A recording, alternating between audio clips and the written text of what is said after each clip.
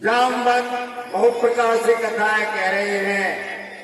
इनकी बातें पर्वत की कंदरा में बैठा हुआ संपाति उसने सुनी। देखो आज विधाता मुझ पर कितने प्रसन्न हैं, जो कई वर्षों से मैंने आज भोजन नहीं मिला है, आज भोजन सारा एक साथ भेज दिया है। ही आकर में भी आकर 10-20 सास कर जाऊंगा। अरे भागो मत बैठे रहो यही में सबको आकर बखाऊंगा।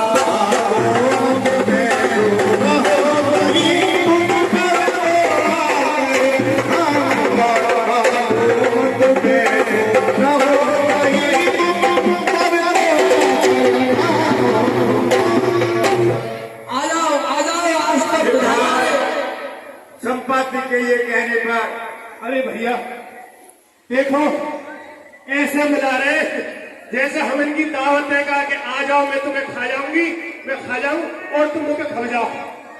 इतना विशाल गिद्ध है, इसको तो देखने मात्र से ही शरीर में भय व्याप्त हो गया है। ऐसा संपाति के वचन सुनकर सभी बानर भयभीत हो गए। तब अंगद ने विचार कर कहा कि जटायु के समान कोई ढंग नहीं भैया इसने। देखो एक ये गीधराज है जो हमें खाने के लिए उतावले हो रहे हैं, और एक गीधराज जटायु थे जिन्होंने अपने प्राण को त्याग कर श्री राम जी के कार्य की रक्षा करी। ऐसा जब जटायु जटायु का नाम सुना संपाति ने, ये जटायु आप क्या कह रहे हैं भैया? क्या आप जटायु को जानते हैं? हाँ हाँ तो बानरों के पास आया। वह तो भैया मेरे भाई थे, मैंने उन्हें बहुत दिनों से नहीं देखा है भैया। वो इस समय कहाँ है मेरा भाई जटायु? हे गीधराज, क्या आप जटायु के भाई हैं? भैया आप मेरे पास आओ भैया, मुझे जटायु के बारे में बताओ। हे गीधराज, आपके भाई जटायु ने श्री राम जी के कार्य को करते करते अपने प्राणों को त्याग दिया, और हम श्री राम जी के कार्य से ही यहाँ पर आए हुए हैं। भैया क्या मेरा भाई जटायु मारा गया? जी भैया, यह बात कहते हुए मेरे हृदय में अत्यंत शोक हो रहा है, परंतु यही सत्य है कि आपके भाई गीधराज जटायु अब नहीं रहे। मोहिले जाओ सिंधु तट देव तिलांजल तार, बचन सहाय करब में पैरहु खोजहु जाय। भैया आप मुझे समुद्र के किनारे ले चलो, जिससे मैं अपने भाई जटायु को तिलांजलि दे दूं, और इसके बदले में मैं आपकी ऐसी सहायता करूंगा जिसके लिए आप इतने हैरान हो। अवश्य भैया। इस प्रकार आइए बानर संपाति को समुद्र के किनारे ले गए। आइए आइए गीधराज,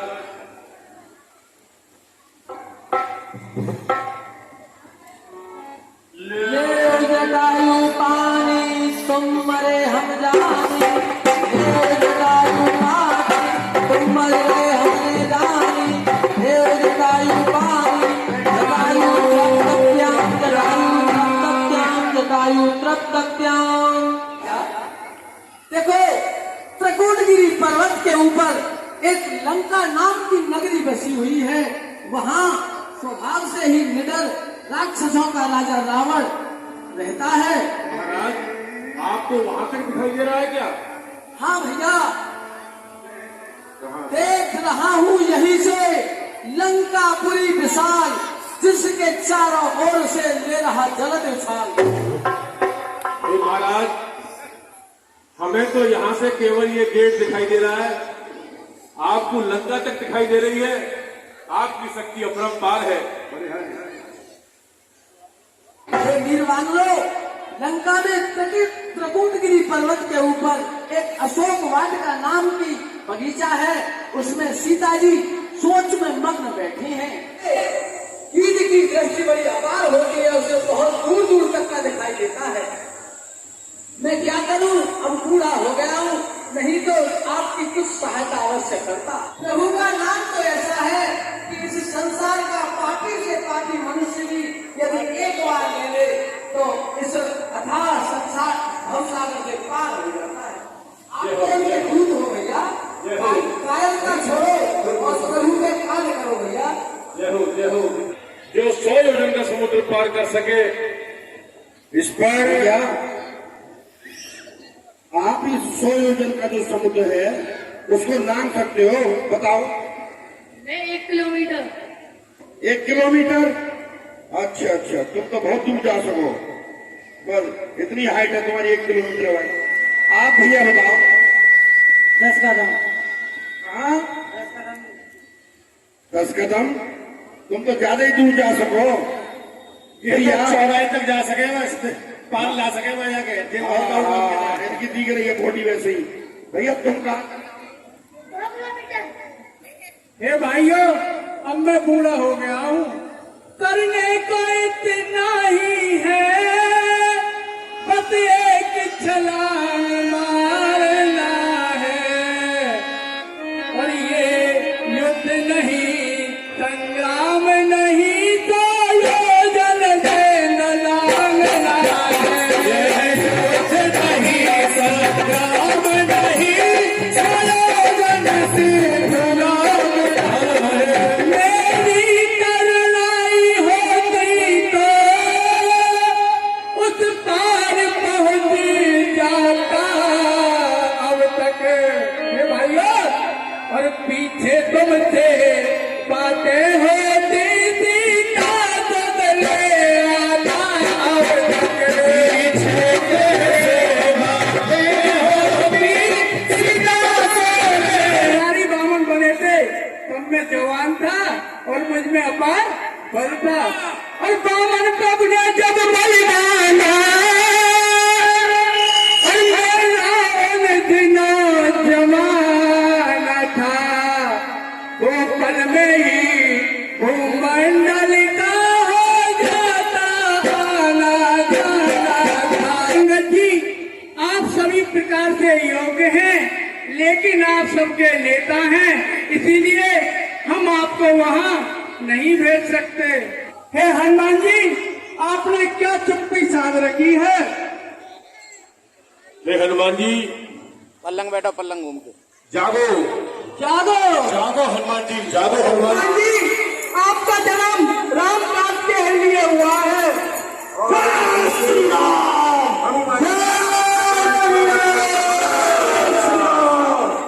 उनका सोने का सा रंग है, शरीर पर तेज सुशोभित है। जय श्री राम। हनुमान जी ने बार बार सिंहनाद करके कहा, जय श्री राम।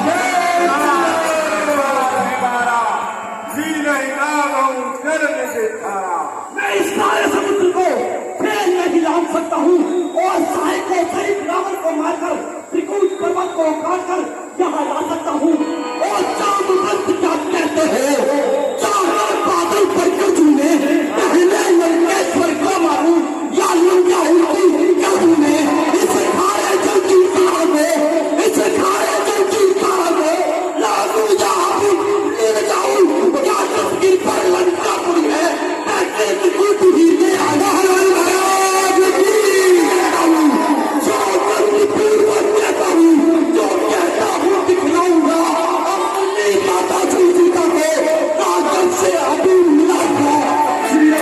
समुद्र के किनारे एक सुंदर पर्वत था।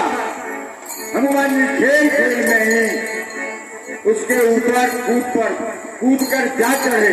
जय श्री राम। बार बार श्री रघुवीर का स्मरण करके अत्यंत बलवान श्री हनुमान जी बड़े वेग से उछले।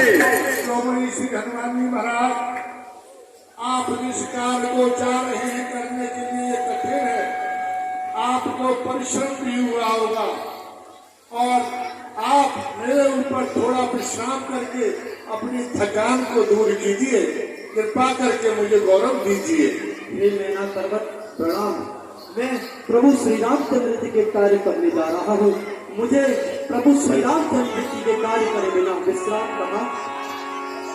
आपने यात्रा मंगल में हो, आप जिस कार्य करने को जा रहे हैं वो कार्य आपका अवश्य पूर्ण हो, ये मेरा आशीर्वाद है। आज तो देवताओं ने मुझे बड़ा अच्छा ही भोजन भेजा है। मोटा ताजी है, कम से कम लाल टमाटर हो रहा है। कम से कम इसे खाने के बाद 30-40 दिन तक भूख नहीं लगेगी। श्री माता सुनो, मैं श्री रामचंद्र जी का कार्य करके लौटा हूँ और अपनी माता श्री सीता जी की खबर प्रभु को सुना दूं। मैं कुछ नहीं जानती, मैं तो खाऊंगी। अरे ले मुख में तेरे हो आया, ले मुख में तेरे हो आया, तेरा ही कहा किया माता, तू यही चाहती थी मुझसे तो मैंने यही दिया माता। पंडित, तुम राम जी के कार्य में सफल हो, तुम्हारा काम कभी भी खराब ना हो, ये मेरा हमेशा आशीर्वाद है।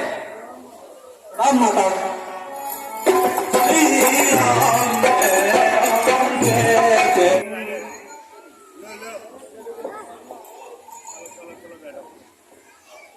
अरे ये कौन चला जा रहा है? मैं इसकी परछाई को पकड़ करके इसे पकड़ लेती हूँ।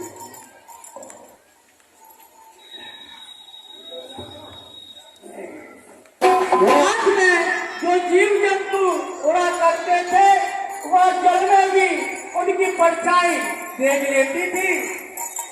पार्ट है वो पूरा। गाय चाहो तक तोरा उड़ाए, ऐने सदा गगन चढ़ खाई।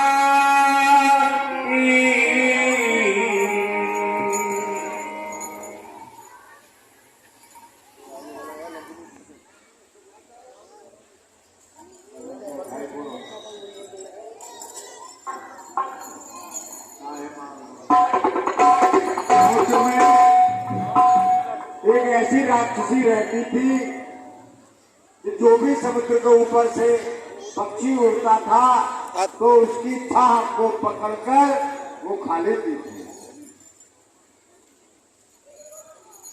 हनुमान जी ने उसको मार दिया। जब उसको मारकर समुद्र के पार चले गए, उन्होंने वहां जाकर वन की शोभा देखी।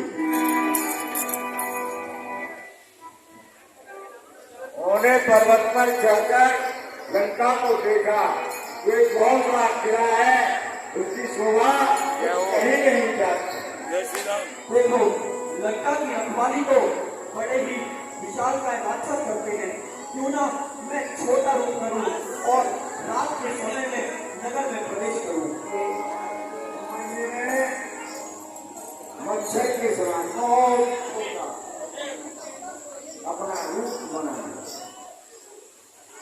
और श्री राम जी से सुनेकर नगर में प्रवेश करने लगे। श्री राम, जय श्री राम। राम रंगे एकदम निस्तारे, तो कहें चले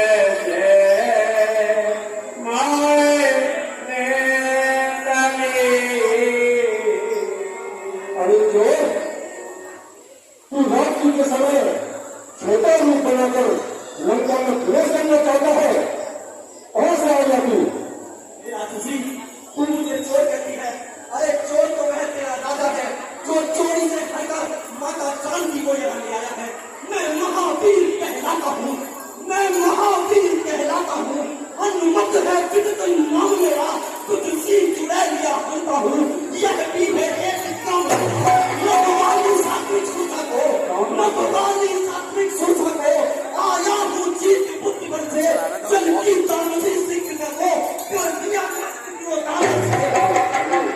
अरे तो कोई भी होगा, लेकिन लंका में तेरा प्रवेश नहीं होने दूंगी। मैं मेरा नंदी है, लंका की मैं रक्षिता हूँ। मेरे होते हुए कोई भी चेर इस लंका में घुस नहीं सकता, समझ गया? उसको एक घूसा मार और उसके खून से खून बहने लगा। जब रावण ही ब्रह्मवर दीवा चलती विरंची कहा मोहि कीन्हा। एक दिन प्रभु श्री राम जी के दूत जब तुझ पर प्रहार करेगा तो तेरी यह जो भ्रष्ट बुद्धि है वह सही हो जाएगी। और समझ लेना कि उस दिन राक्षसों का विनाश प्रारंभ हो जाएगा। हनुमान जी स्वर्ग के मोक्ष के जितने भी सुख हैं तराजू के एक पलड़े में उनको रख दिया जाए और दूसरे पलड़े में क्षण मात्र का सत्संग भी रख दिया जाए तो क्षण मात्र का सत्संग ही उस भारी हो जाएगा। और फिर मैंने तो आपके दर्शन कर लिए, अब आप लंका में प्रवेश कीजिए। समान हो जाता है, गाय का खोर सिंधु बन जाता है। हे महावीर, आप श्री राम का नाम का स्मरण कर रघुनाथ जी के नाम को अपने हृदय में धारण करके लंका में प्रवेश कीजिए, आपकी समस्त मनोकामना पूरी होंगी। इस प्रकार लंकनी के द्वारा हनुमान जी को, श्री राम जी को ध्यान में रखकर अपना कार्य करने के लिए कहा। तब हनुमान जी ने अति लघु रूप, छोटा रूप बना लिया और नगर में प्रवेश किया। उन्होंने नगर में एक एक महल की जाकर खोज की। असंख्य योद्धा थे, फिर रावण के महल में गए। वह भी बड़ा विचित्र था, जिसका वर्णन नहीं किया जा सकता। हनुमान जी ने रावण को वहां शयन करते हुए तो देखा, लेकिन सीता जी को वहां नहीं देखा। सीता जी भी वहां नहीं थी। तब उन्होंने एक और भवन देखा। वहां उन्होंने ऐसा एक महल देखा जहां श्री राम जी के आयुध यानी धनुष बाण के चित्र अंकित थे। उसकी शोभा का वर्णन नहीं किया जा सकता। तुलसी के वृक्षों के जमून देखकर कपराज हनुमान जी बड़े हर्षित हुए। फिर सोचने लगे, देखो, लंका तो राक्षसों के समूह का निवास स्थान है, यहाँ साधु पुरुष का निवास कहाँ? इस प्रकार मन में तर्क विचार कर ही रहे थे कि उसी समय विभीषण जागे। राम जय राम जय जय श्री राम जय राम जय जय। हट करके को अपनी ओर से ही परिचय करूंगा, क्योंकि साधु से कभी कार्य की हानि नहीं होती, प्रत्युत लाभ ही होता है। अचरज है काबों के दल में, अचरज है काबों के दल में, यह हंस रूप दर्शन कैसा, कांटों से भरे करीलों में मलिया गिरिका चंदन कैसा। असुरों में कैसे भक्तराज, असुरों में कैसे भक्तराज, और तब जीवन यापन करते हैं, रावण की सेवा में रहकर श्री रामोपासन करते हैं। ये ब्राह्मण से प्रणाम। आप कौन हैं? हे ब्राह्मण देव, आप कौन हैं? क्या आप श्री हरि के कोई अनन्य भक्त हैं? क्योंकि आपको देखकर मेरे हृदय में अत्यंत प्रीति हो रही है। या ब्राह्मण देव, आप कोई श्री राघवेंद्र सरकार कृपा के धाम करुणा के सागर उनके कोई अनन्य भक्त हैं जो मुझ पे कृपा करने यहाँ तक आए हैं? ब्राह्मण शरीर का धोखा है, ब्राह्मण शरीर का धोखा है। मैं हनुमान हूँ, वानर हूँ, सीता सुध लेने आया हूँ, श्री रामचंद्र का अनुचर हूँ। ये रियल मिशन प्रभु पिता के वचनों के द्वारा 14 वर्षों के लिए वन में आए थे और वन में उनकी भार्या और मेरी माता श्री सीता जी का आपके भ्राता रावण ने हरण कर लिया है। मैं उन्हीं माता को खोजते हुए लंका आया हूँ। हे हनुमान जी, मैं आपको क्या बताऊं? मैं तो स्वयं लंका में ऐसे निवास करता हूँ जैसे दांतों के बीच में जीव का वास होता है। और हे तात, मैं आपको क्या कहूँ? मुझे तो सपने में भी विश्वास नहीं कि कृपा के सागर करुणा के समुद्र श्री राघवेंद्र सरकार मुझ पे कृपा करेंगे। और हनुमान जी, मेरा तो तामसी शरीर है, राक्षस योनि है, जिसके कारण ना तो मैं कोई जप जानता हूँ, ना तप जानता हूँ, ना नेम जानता हूँ, ना कोई व्रत जानता हूँ। मुझे किसी प्रकार की किसी क्रिया का कोई भी अनुभव नहीं है और ना ही रघुनाथ जी के चरण कमलों में मेरी अभी तक कोई प्रीति है। अब मोहे हनुमंता बिनु हरि कृपा मिला है नहीं संता। परंतु हे हनुमान जी, आज मुझे पूर्ण विश्वास हो गया है कि श्री हरि की भक्ति के बिना संतों के दर्शन कदापि और बिल्कुल नहीं होते। जो रघुवीर अनुग्रह कीना, तो तुम मोहे दरस हट दीना। और हनुमान जी, ये तो मैं पूर्ण रूप से जान गया हूँ कि श्री रघुवीर के आदेश पर ही आपने मुझे हरिपूर्वक दर्शन देने और यहाँ तक आने का जो कष्ट किया है, मैं उससे घाट बात परिचित हूँ। हे विभीषण जी, सुनिए, प्रभु की तो यही रीति है, वह सदा ही सेवक पर प्रेम किया करते हैं। देखो भगवान दयानिधि है, देखो भगवान दयानिधि है, अपने को नित अपनाते हैं। जो जन उनकी शरणागत हो, छाती से उसे लगाते हैं। है उनसे मिलने की राह यही, उनसे मिलने की राह यही। विश्वासी हो जाओ भैया, अपना सब उनको अर्पण कर उनके ही हो जाओ भैया। मंत्रों से जैसे सिप्त सिंधु, मंत्रों से जैसे सप्त सिंधु आ जाते एक कलश में है। क्यों ही भावना विमल हो तो भगवान भक्त के वचन है सत्य जहाँ भगवान वही, है सत्य जहाँ भगवान वही, है प्रेम जहाँ भगवान वही। हो जाता शरणागत जब जन, मिलते हैं दया निधान वही। हे पवन पुत्र, मैं आपके यहाँ आने का कारण पूर्ण रूप से जान गया हूँ। मैं आपको यहाँ से जाने का रास्ता बताता हूँ कि आपको जानकी माता कहाँ प्राप्त होगी।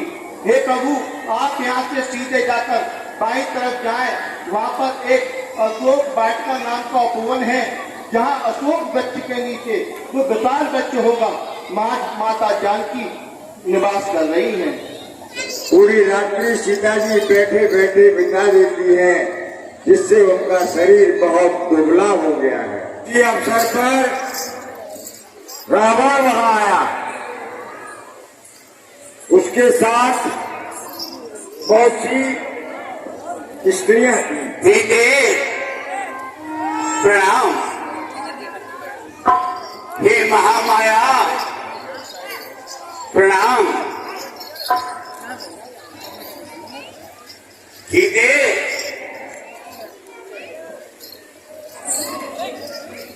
मेरा प्रणाम स्वीकार करो। 10 कंधर तेरे सामने भरा हुआ करजोर कृपा दृष्टि से देख ले सीते मेरी ओर, एक बार सीते मेरी ओर देख ले। मैं मंदोदरी आज सभी रानियों को तेरी दासी बना दूंगा सीते। कान छाती कृपया दस्ती की दो, सिर्फ तनुआ तोड़ा होता, बल था तो उसी स्वयंवर में मुझसे नाता जोड़ा होता। योद्धा नहीं तू चोटा है, हर कर लाया है अबला को, छल बल भी अब दिखलाता है, समझता नहीं सत्यता को। तुम सीते छल बल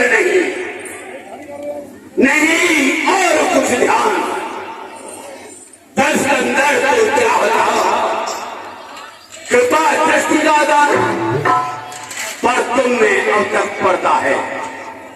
आंखें नीची ही रखती हो, तिनके की ओर देखती हो, बातें दसमुख से करती हो।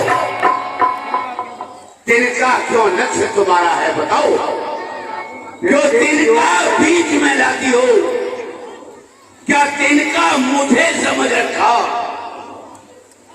जो तिनका मुझे दिखाती हो।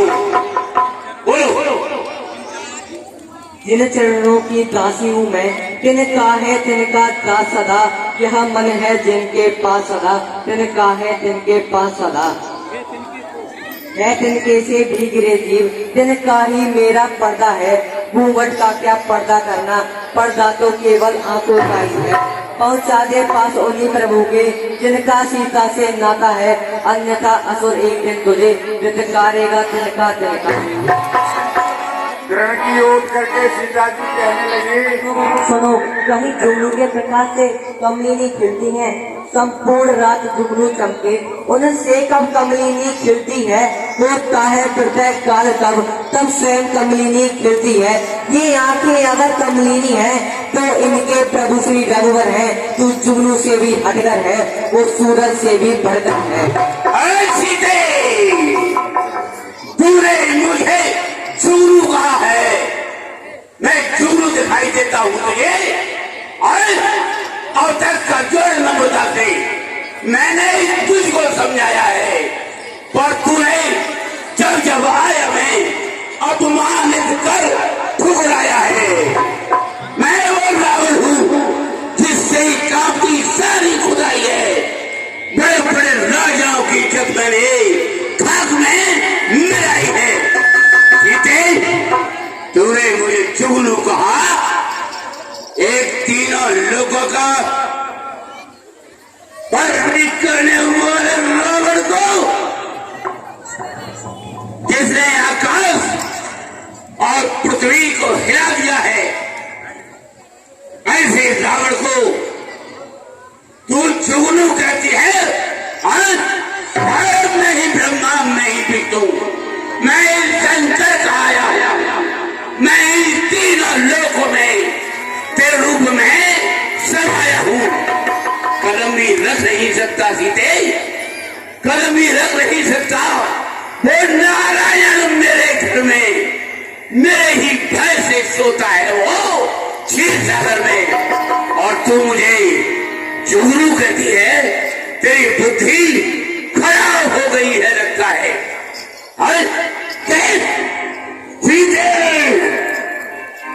तेरे मेरा बड़ा अपमान किया है। मैं जब आया हूं तेरे पास, तभी तूने मेरा अपमान किया है। मैं तुझे इस तलवार से तेरा सर धड़ से अलग कर दूंगा। या तो मेरा कहना मान जा, अन्यथा जीवन से ही तुझे हाथ धोना पड़ेगा सीते। वह भुजा जो श्याम कमलों के माला के समान सुंदर है और हाथी की सूंड के समान है, एक दुष्ट वह भुजा ही मेरे गले में पड़ेगी या तेरी भयानक तलवार। सीते तेरी बात को ही मैं सत्य करके दिखला रहा हूँ कि यहाँ कोई और तो नहीं, किसी की भुजा नहीं, मगर रावण की तलवार ही तुझे अब तेरे गले तक पहुंचाई। बोले देख इस प्रकार तलवार लेकर उन्हें मार छोड़ दे, मंदिर नहीं छोड़ दे। मैं इसे जान से मार दूंगा। स्वामी इसने मेरा बड़ा अपमान किया है। स्वामी, ये आप क्या कर रहे हैं? आप जैसे दिग्विजयी योद्धा के लिए एक स्त्री पर हाथ छोड़ना नीति के विरुद्ध है स्वामी। इसने मेरा बहुत अपमान किया है मंदोदरी। कोई बात नहीं स्वामी, अवला है, स्त्री है, आपको शोभा नहीं देता स्वामी। एक कायर पामर रमीचर क्यों बसु पल पर इतरा था, पिंजरे में देखी सियानी को नंगी तलवार दिखाता है। तलवार मुझे मेरे सबको सब को या चाट नहीं सकती, मेरा पावर पवित्र लोहू या पतिता को चाट नहीं सकती। लंक केशव नहीं तो कायर है, लंका में मुझे छुपाया है।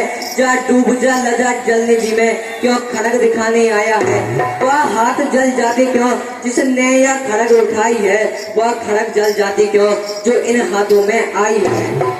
ये हाल है इसका, और अंतिम बार कह रहा हूँ सीते, यदि मुझे नहीं अपनाएगी तो ये तलवार एक क्षण में उस पार तुझे पहुंचाएगी।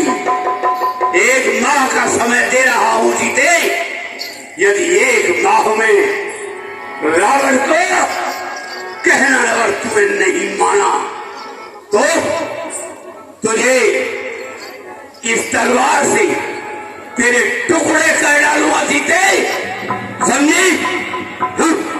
ये राक्षसियों इधर आओ, सब इधर आओ।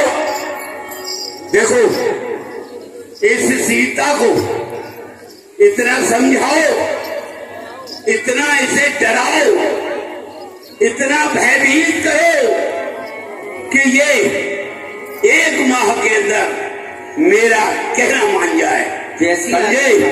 अन्यथा इसे मैं जान से मार दूंगा, काट दूंगा। चिंता मत करो, मारने की नौबत नहीं आने दूंगी जब तक जिंदा हूँ। ठीक है, ठीक है। ऐसा कहकर रावण अपने घर चला गया और राक्षसियां सब सीता जी को डराने लगी।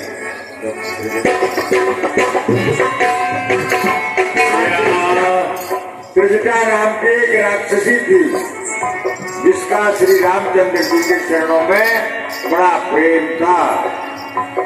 सबको बुलाकर कहने लगे, हरी राक्षसियों मेरे पास आओ, इनको डराओ मतीना, इनकी सेवा करो। मैं तुम्हें बता रही हूँ, अगर तुम इनकी सेवा ना करोगी ना तो यूं समझ लो कि हमारा तुम्हारा तुम सबको सुहाग उजड़ जाएगो।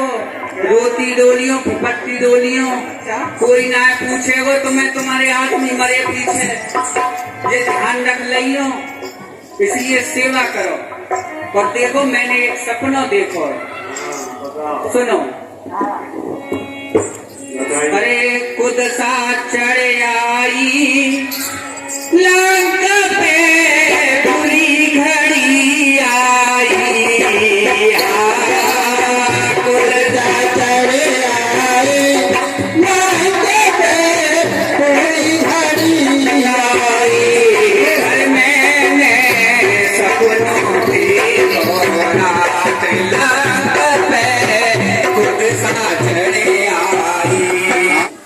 मैंने सपने में देखा, क्या देखा कि सपने में एक बंदर आया है और उसने लंका को जला डाला है।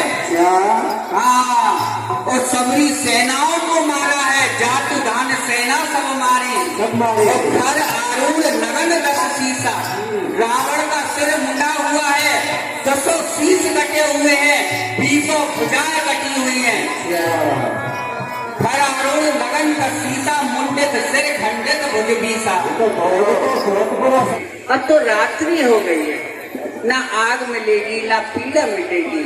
अब बिटिया तू क्यों परेशान हो रही है? मैं तुझे दावे के साथ कह सकती हूँ 5 तारीख को इसका अंत होगा और तुम रघुनाथ जी से फिर जाकर मिल लोगी। मैं तुम्हें बता रही हूँ, मेरी बात को कथन को तुम सत्य मानना। अरे तुम प्रभु के प्रताप को नहीं जानती, जिनके भक्ति विलास से पूरी सृष्टि में प्रलय मच जाती है। क्या वो ऐसे ही छोड़ देंगे रावण को? विधाता ही रूपित हो गया है, ना आग मिलेगी और ना पीड़ा मिटेगी।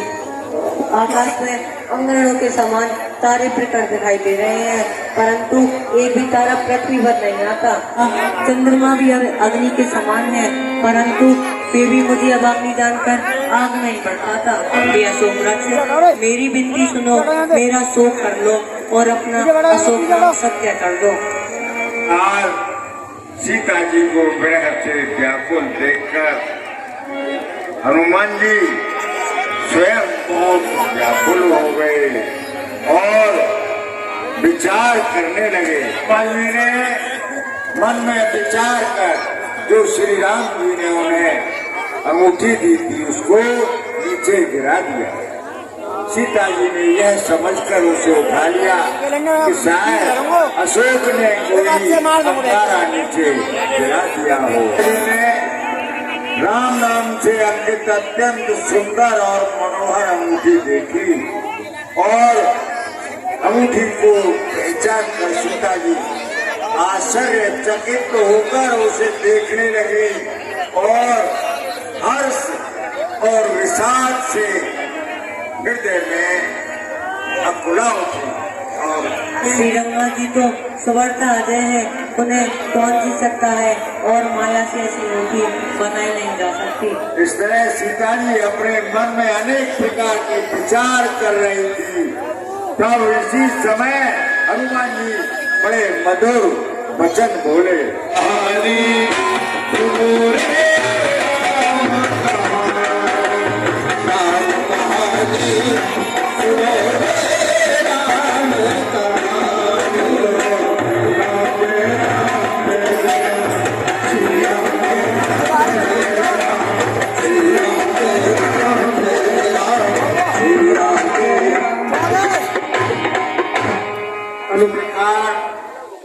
हनुमान जी ने श्री राम आदि से लेकर अंत तक कथा सुनाई।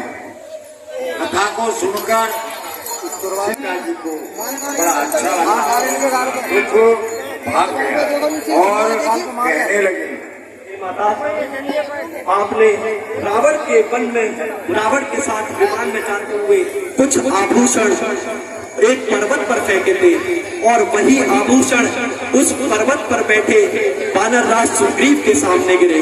तब जब प्रभु आपकी खोज में यहाँ वन को आए तब उनकी भेंट वानर राज सुग्रीव से हुई।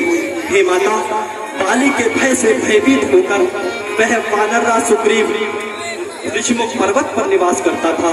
हे माता, जब श्री रामचंद्र जी और वानरराज सुग्रीव की मित्रता हुई तब वानरराज सुग्रीव ने वही आभूषण प्रभु श्री रामचंद्र जी को दिखाए।